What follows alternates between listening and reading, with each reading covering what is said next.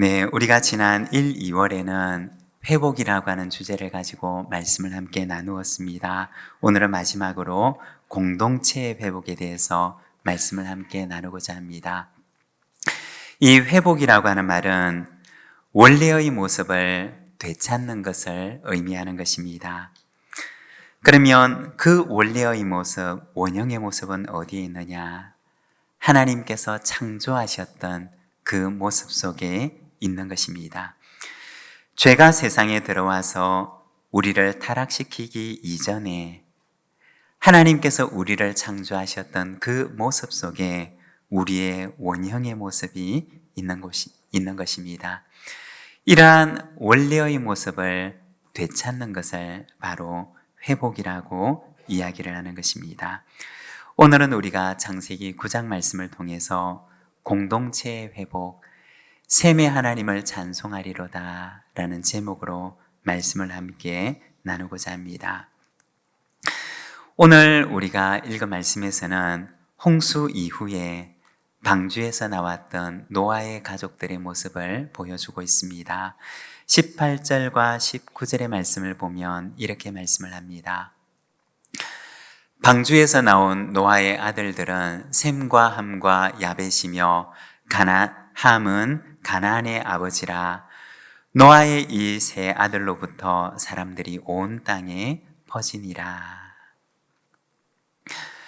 방주에서 나왔던 노아의 세 아들로 시작해서 온 땅에 인류가 퍼져가는 모습을 보여주고 있습니다.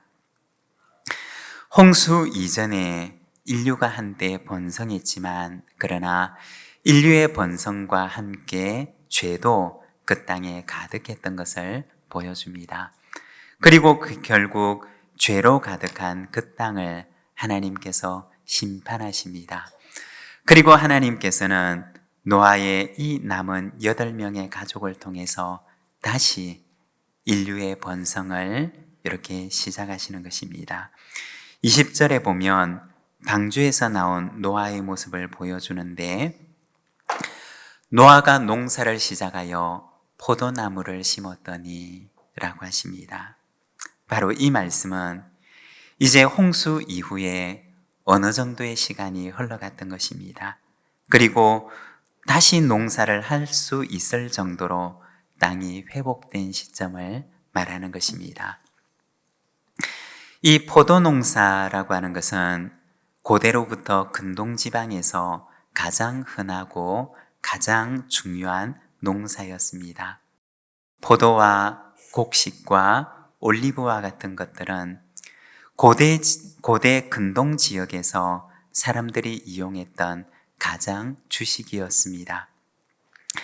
그 가운데 이 포도라고 하는 것은 잔치를 대표하는 음식이었고, 그리고 때로는 약재로도 쓰이는 음식이었으며 뿐만 아니라 이것이 제사 때에도 사용이 되는 아주 중요한 음식이었습니다. 그런데 성경을 보게 되면 이 포도로 만든 음식에 대해서 조심하라고 경계하기도 하는 말씀을 하시기도 합니다. 과음과 취함을 경계하였고, 그리고 백성의 지도자가 되는 제사장들에게는 포도주와 독주를 금하기도 하였습니다. 레위기 10장 9절의 말씀을 보면 이렇게 말씀을 합니다. 너와 네 자손들이 회막에 들어갈 때에는 포도주와 독주를 마시지 말라. 그리하여 너희 죽음을 면하라. 이는 너희 대대로 지킬 영원한 규례라. 레위기 말씀을 보게 되면 제사를 집례해야 되는 제사장들에게는 포도주와 독주를 마시지 말라고 하면서 그 직분을 온전히 수행하기 위해서 이것을 금하기도 하였던 것을 보게 됩니다. 민수기 6장 3절과 4절에서는 나실인에 대한 말씀이 나오는데, 하나님께 헌신한 나실인에 대해서는 이렇게 말씀을 합니다. 포도주와 독주를 멀리하며 포도주로 된 초나 독주로 된 초를 마시지 말며 포도즙도 마시지 말며 생포도나 건포도도 먹지 말지니 자기 몸을 구별하는 모든 날 동안에는 포도나무 솟아는 씨나 껍질이라도 먹지 말지며.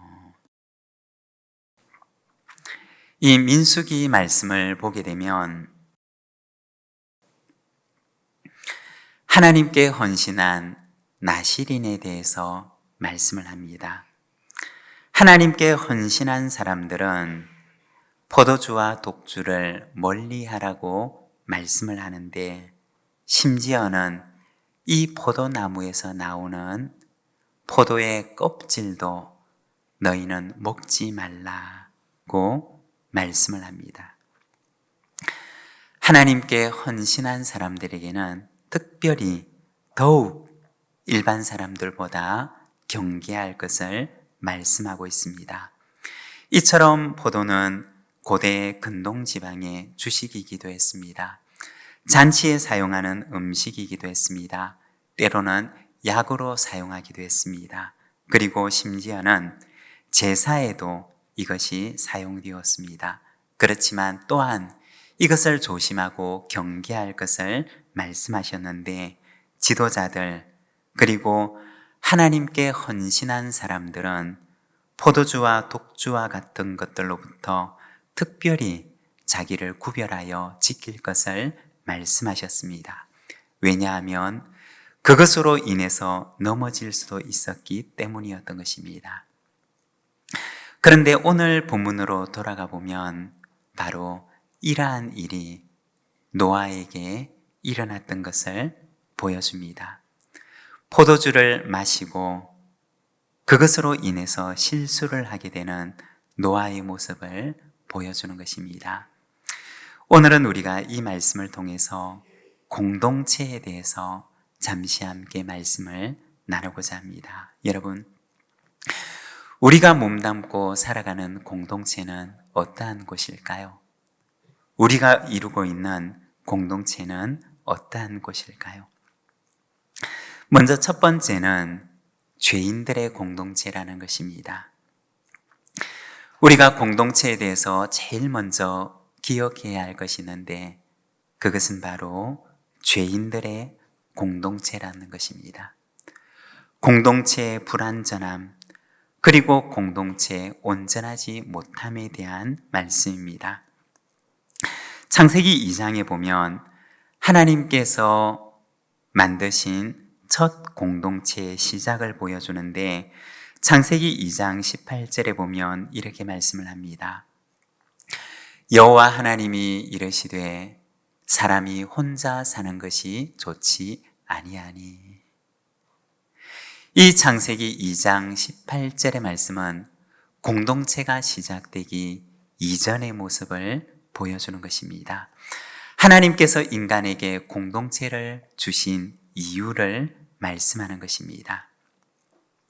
공동체가 시작되기 이전에 인간은 어떤 모습이었느냐? 혼자서도 완전한 존재가 아니라 혼자 있으면 무언가 결핍되어 있는 모습이라는 것입니다. 이것이 바로 공동체가 시작되기 이전의 인간의 모습인 것입니다. 여러분, 그러면 하나님께서 사람을 만드실 때 혼자서는 온전치 못한 무언가 결핍된 인간은 하나님의 실수를 말하는 것일까요? 우리가 성경을 보면 그렇지 않습니다. 하나님께서 사람을 만드실 때 혼자서 결핍된 이 인간은 하나님의 실수가 아니라 하나님의 본래 계획이었다는 것입니다. 혼자서는 조금 부족하도록 만드신 것은 하나님의 원래의 계획이었던 것입니다. 여러분, 우리가 만일에 반대로 생각을 하면 하나님께서 사람을 만드실 때 조금도 부족한 것이 없는 누구의 도움도 필요가 없는, 혼자서라도 아무런 부족함이 없는 그런 존재로 사람을 만드셨다면 어떠할까요? 이 세상은 완벽한 세상이 되었을까요? 만일에 하나님께서 그런 존재로 인간을 만드셨다면 이 세상은 누군가의 도움도 필요가 없고 나도 그 누구를 도와줄 필요도 없는, 이 세상에 서로라고 하는 존재가 필요가 없는 너무나 삭막하고 너무나 메마른 세상이 되고 말았을 것입니다. 하나님께서는 사람을 만드실 때 우리를 조금 부족하게 만드셨습니다. 무언가 부족하도록, 무언가 결핍이 되도록, 그래서 서로의 도움이 필요하도록, 서로의 도움이 있어야 하도록, 서로의 사랑 속에서만 살아갈 수 있도록 하나님께서는 우리라고 하는 존재를 만드셨다는 것입니다. 하나님께서는 이 세상이 그런 세상이 되기를 원하셨다는 것입니다. 너무나 완벽해서 누군가 누구를 도와줄 필요도 없는 세상이 아니라 조금 부족하기 때문에 서로의 도움과 사랑이 있어야지만이 살아갈 수 있는 세상을 하나님께서는 만드시기를 원하셨다는 것입니다. 오늘 본문으로 돌아가 보면 노아의 모습을 보여주는데, 창세기 6장 9절에 보면 노아에 대해서 이렇게 말씀을 합니다. 노아는 의인이요 당대의 완전한 자라. 그는 하나님과 동행하였으며. 여러분, 이 모습을 한번 보십시오. 노아가 그 시대 가운데 얼마나 온전한 사람이었는지를 이야기를 합니다. 그는 의인이었고 그는 당대의 완전한 자라고 소개를 합니다. 그리고 그는 하나님과 동행하였던 사람이라고 이야기를 합니다. 여러분, 얼마나 대단한 사람입니까? 얼마나 온전한 사람입니까? 얼마나 자기를 지키기 위해서 그렇게 자기를 하나님 앞에 구별하는 삶을 살았던 사람입니까? 그런데 오늘 본문에 보면 이 온전했던 노아의 또 다른 모습을 보여주는 것입니다. 이렇게 온전했던 노아가 이제 그 당대를 책임질 오직 8명의 인류만이 남아있는데, 그런데 이 노아가 포도주에 취해서 그만 실수하는 모습을 보여주고 있는 것입니다. 여러분, 우리가 생각을 해보면 우리가 몸담고 있는 공동체의 모습이 이와 같을 수 있다는 것입니다. 그토록 완전한 사람도 실수가 있고 그토록 온전했던 사람도 넘어질 수가 있는, 부족하고 연약한 사람들로 이루어진 곳이 바로 우리가 살아가는 공동체라는 것입니다. 여러분, 우리의 공동체는 완전한 사람이 모인 곳이 아닙니다. 우리의 공동체는 완벽한 온전한 사람들만이 모여있는 곳이 아니라는 것입니다. 어딘가 부족하고 어딘가 연약하며 그토록 완전한 것처럼 보이는 사람도 언제든지 실수하고 넘어질 수가 있는 곳, 그래서 누군가의 도움이 필요한 사람들이 모여있는 곳, 그곳이 바로 우리가 몸담고 살아가는 공동체라는 것입니다. 이것이 바로 우리가 먼저 기억해야 할 공동체의 첫 모습입니다. 그리고 두 번째는 허물을 덮어주는 공동체입니다. 오늘 본문 22절과 23절의 말씀을 우리가 함께 봉독하겠습니다. 가나안의 아버지 함이 그의 아버지의 하체를 보고 밖으로 나가서 그의 두 형제에게 알림해 셈과 야벳이 옷을 가져다가 자기들의 어깨에 메고 뒷걸음쳐 들어가서 그들의 아버지의 하체를 덮었으며 그들의 얼굴을 돌이키고 그들의 아버지의 하체를 보지 아니하였더라. 아멘. 여기에 보면 아버지의 허물을 보고서 그것을 덜추어내는 아들과 그것을 사랑으로 덮어주는 아들의 모습을 보여주고 있습니다. 노아의 아들들 가운데 함은 아버지의 허물을 보고서 그것을 형제들에게 가서 알리는 모습을 보여주고 있습니다. 여러분, 우리가 생각을 해보면 함이 정말 잘못한 것일까요? 함이 잘못한 것이 어떤 게 있는 것일까요? 오히려 잘못은 함이 아니라 아버지가 했던 것이 아닐까요?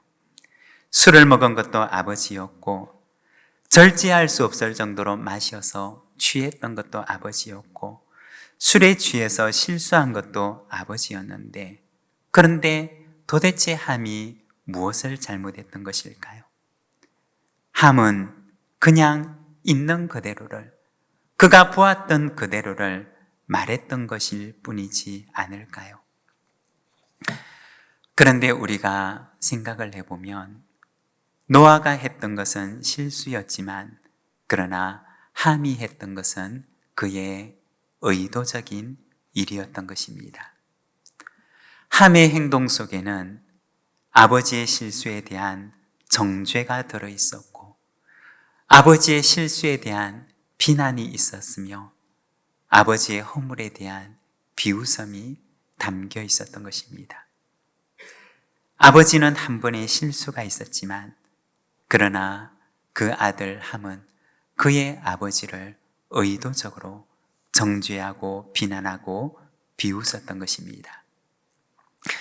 그는 아버지의 실수에 대해서 감싸줄 수도 있었고 들추어낼 수도 있었지만 그가 선택했던 것은 아버지의 그 실수를 들추어내기로 했던 것입니다.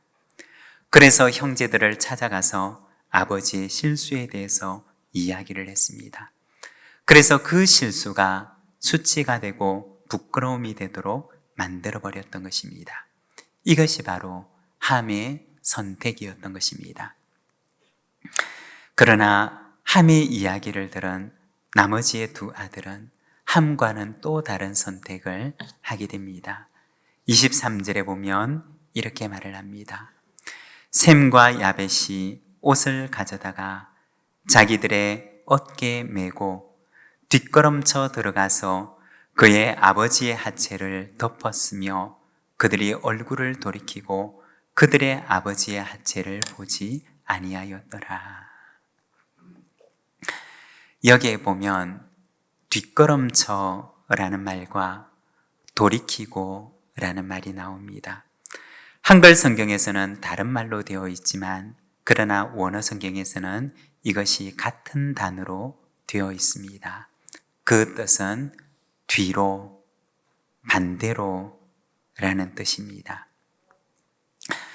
나머지의 두 아들은 아버지의 실수와 허물이 있는 반대 방향을 바라보며 들어가게 됩니다. 그들은 그들의 얼굴을 아버지의 허물이 있는 곳 반대 방향을 향하게 됩니다.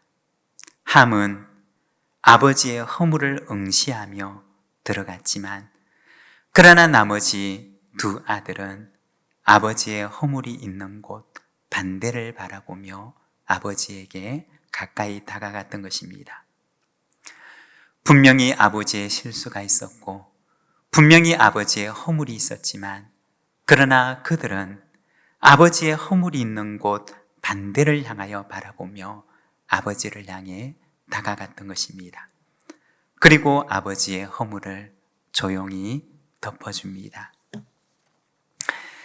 예전에 관계의 문제로 어려움이 있어서 기도했던 적이 있었습니다. 그런데 마음속에 제자들의 발을 씻겨주시는 예수님의 모습을 생생한 그림처럼 마음에 떠오르게 하셨던 일이 있었습니다. 그리고 예수님께서 저에게 말씀하시는데 너희도 서로 발을 씻어주라고 하셨습니다.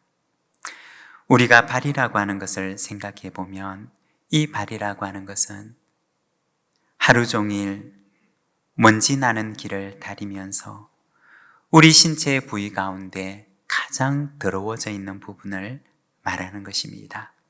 그런데 주님께서는 저에게 그 발을 씻어주라고 말씀을 하셨습니다. 그리고는 저의 발을 떠오르게 하셨는데 주님께서 저에게 물으시기를 너의 발은 깨끗하니? 라고 물으셨습니다. 돌아보면 내 발도 얼마나 냄새가 나고 더러운 발이겠습니까? 그런데 주님께서는 너희가 서로 발을 씻어주라고 말씀을 하셨던 것입니다. 여러분, 공동체란 무엇일까요? 공동체는 서로 의인들이 모인 곳이 아닙니다.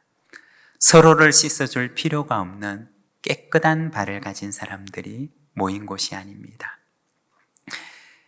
세상에 먼지 나는 길을 다니며 그 더러워진 발을 가지고 모인 곳입니다. 그런데 그 더러운 발을 서로가 씻어주는 곳, 그곳이 바로 공동체라는 것입니다. 부족하고 연약하고 냄새나는 더러운 발을 가진 사람들이 모여 있는데 서로가 팔을 걷어서 예수님처럼 서로 앞에 무릎을 꿇고 앉아서 서로의 먼지 묻은 발을 씻어주는 곳, 그곳이 바로 주님께서 세우신 공동체라는 것입니다. 주님께서는 제자들이 그러한 공동체가 되기를 원하셨던 것입니다. 먼지 묻은 말을 서로에게 내어놓고 그 더러운 발을 서로 씻어주는 공동체. 예수님께서는 제자들이 이루는 공동체가 그러한 공동체가 되기를 원하셨던 것입니다. 그래서 제자들의 발을 씻어주시고 말씀하시기를 너희도 서로 이렇게 하는 것이 옳다고 말씀하셨던 것입니다. 주님께서는 오늘 우리에게도 역시 동일하게 말씀하십니다.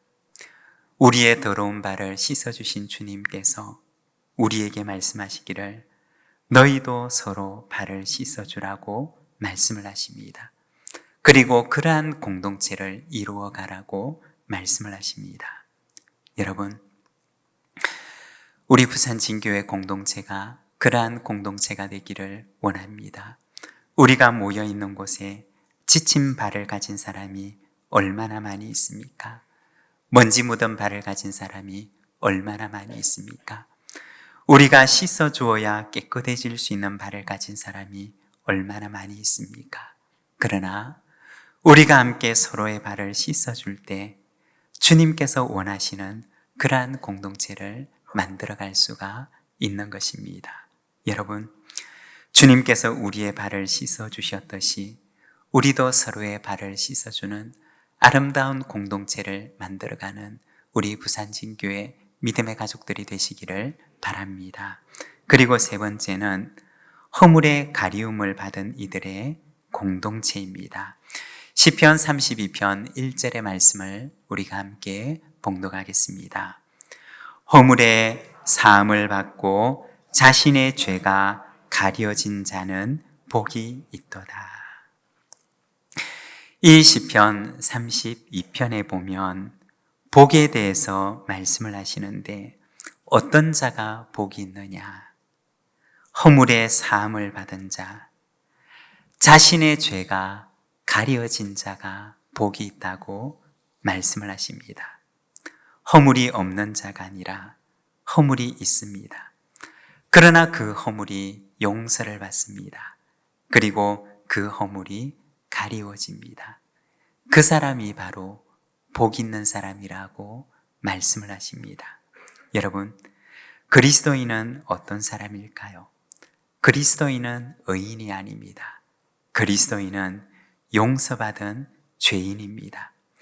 용서가 필요 없는 의인이 아니라 오직 용서밖에 살 길이 없는 용서받은 죄인들이 바로 그리스도인이라는 것입니다. 허물이 없는 이가 아니라 허물의 용서를 받고 내 허물과 죄가 하나님 앞에 가리움을 받은 이가 그리스도인이라는 것입니다. 여러분, 우리가 용서해야 하는 이유는 무엇일까요? 우리가 누군가의 허물을 덮어주어야 하는 이유는 무엇일까요? 그것은 우리가 먼저 용서를 받았기 때문이고, 그리고 주님께서 먼저 우리의 허물을 덮어주셨기 때문인 것입니다. 누가 용서할 수 있는 것일까요? 용서를 받은 경험이 있는 사람만이 용서할 수가 있는 것입니다. 여러분, 우리가 몸담고 살아가는 공동체는 부족하고 연약한 사람들이 모여있는 죄인들의 공동체입니다. 허물의 가리움을 받은, 주님의 용서를 먼저 받은, 용서받은 공동체입니다. 그리고 하나님께서 우리를 용서해 주심처럼, 우리의 허물을 가리워 주심처럼 우리도 내 형제의, 내 자매의 연약함을 감싸주는 아름다운 공동체를 만들어 가기를 원하십니다. 우리 시간 함께 기도하기를 원합니다. 주님께서는 우리의 이 먼지 묻은 발을 씻어주셨습니다. 주님께서는 우리의 이 허물 많은 죄를 먼저 용서해 주셨습니다. 그리고 주님의 이 용서를 가지고 너희도 세상 가운데 나아가 내 형제 그 먼지 묻은 발을 씻어주라고 말씀을 하십니다. 주님, 우리에게도 하나님의 사랑과 용서를 주셔서 주님께서 이루기를 원하시는 그 아름다운 공동체를 가정에서, 그리고 일터에서, 그리고 교회에서 나도 그러한 공동체를 이루며 살아가게 하여 주시옵소서. 참된 공동체의 회복이 우리 가운데 일어나게 하여 주시옵소서. 우리 시간 함께 기도하며 나가겠습니다.